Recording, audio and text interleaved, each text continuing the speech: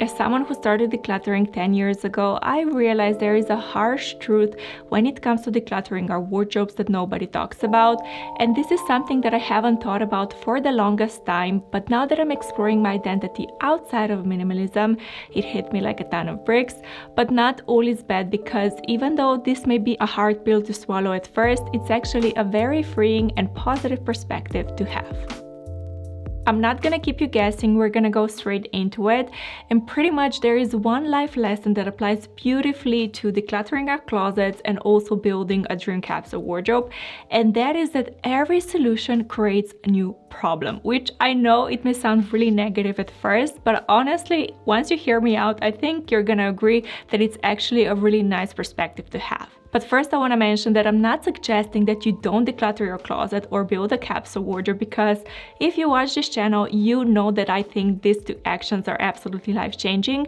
But the reason I'm talking about this is because if we're not aware of this phenomenon, we can unintentionally create new, harder problems in our life, and we can make it unintentionally harder than it needs to be. And I'm talking from experience, because when I started decluttering, I very naively believed that once I'm gonna fully declutter my closet and then organize it, that's it, it's gonna be happily ever after. But honestly, things always change in our life. Our body can change, lifestyle, preferences, mindset, so many things can change in our life.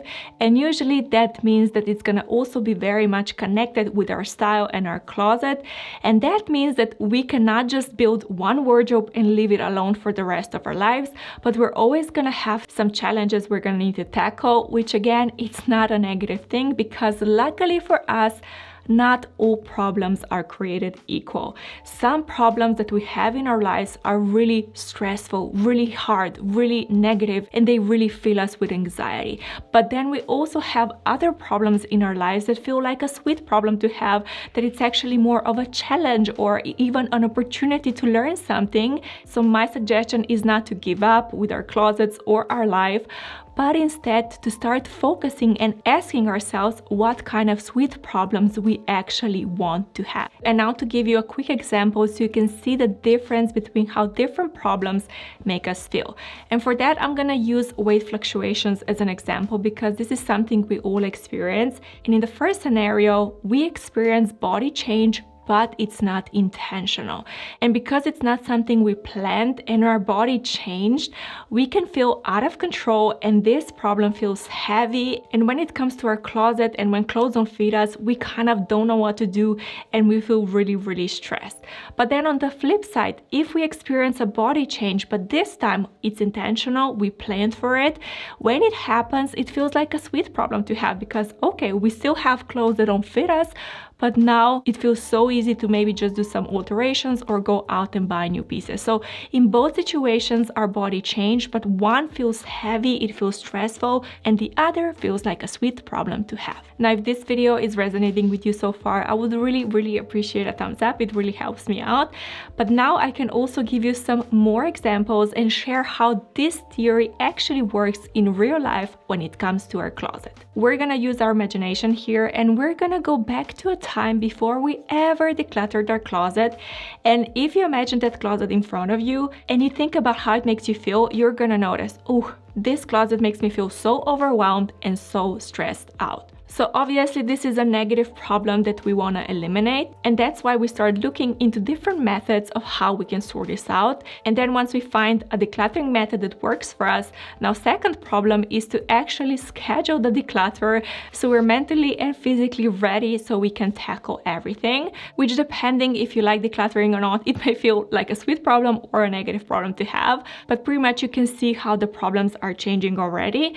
And then once we do a declutter, now our third problem is to figure out what to do with our decluttered items. Should we sell them, donate them, trash them, give them? It's kind of something we have to figure out, and a new problem that we created. And once we figure this one out, the next problem is to organize our closet and find an organizing method that works for us, which is again a little bit sweeter problem to have or not. It really depends where you are on your journey. But then let's say that you organize your closet, decluttered it, and you're a little happy for a while, but then over time you've noticed that things start piling up again in your closet and you realize that you have impulse shopping problem. So now your challenge is to find the solution how to stop impulse buying, which again is going to take you on the journey of reading books, watching videos, all of that. But then of course you figure it out because you're all smart ladies here, and you're again happy with your closet. It's kind of organized, it's clutter-free, but then over time you notice that you're starting feeling bored with your style and bored with your closet.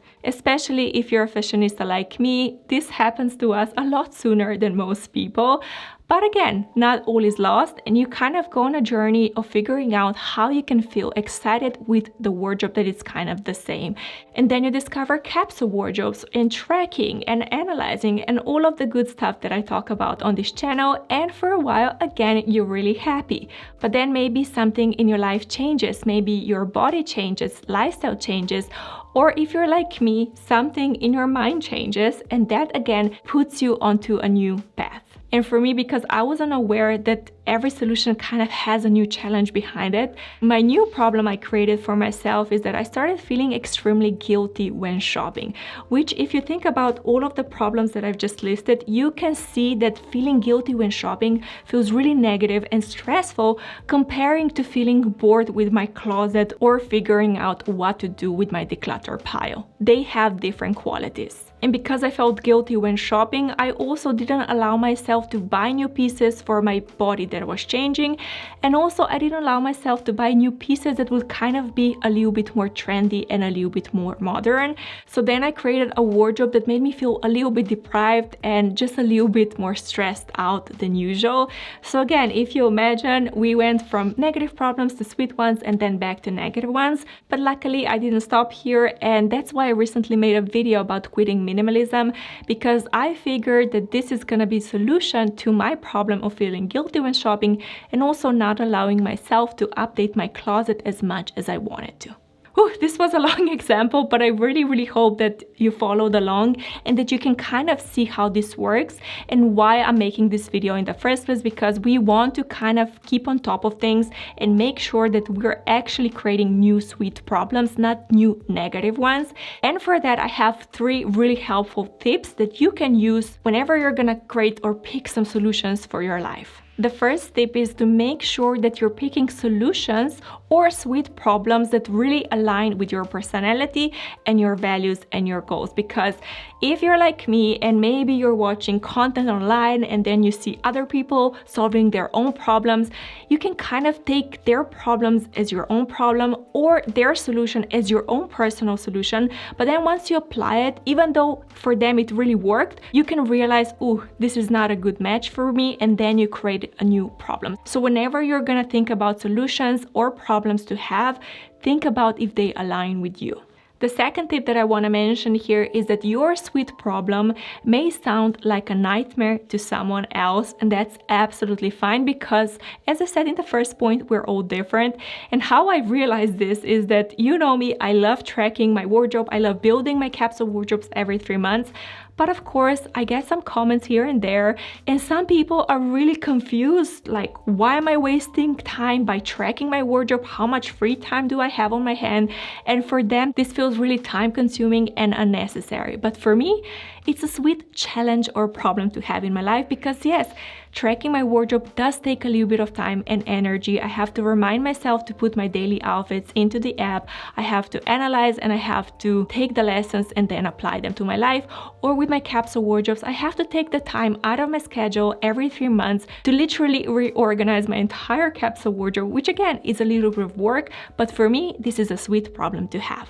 And then the third tip is to use opposites to really figure out what kind of wardrobe or what kind of problems you want to have in your life. Because even though ideally we would always be right in the middle, right in the balanced sweet spot, life is not perfect and sometimes we're gonna have to choose. So instead of striving for perfection that doesn't exist, you want to know for yourself which opposite you prefer. And also when I'm talking about opposites, I'm not talking about extremes here.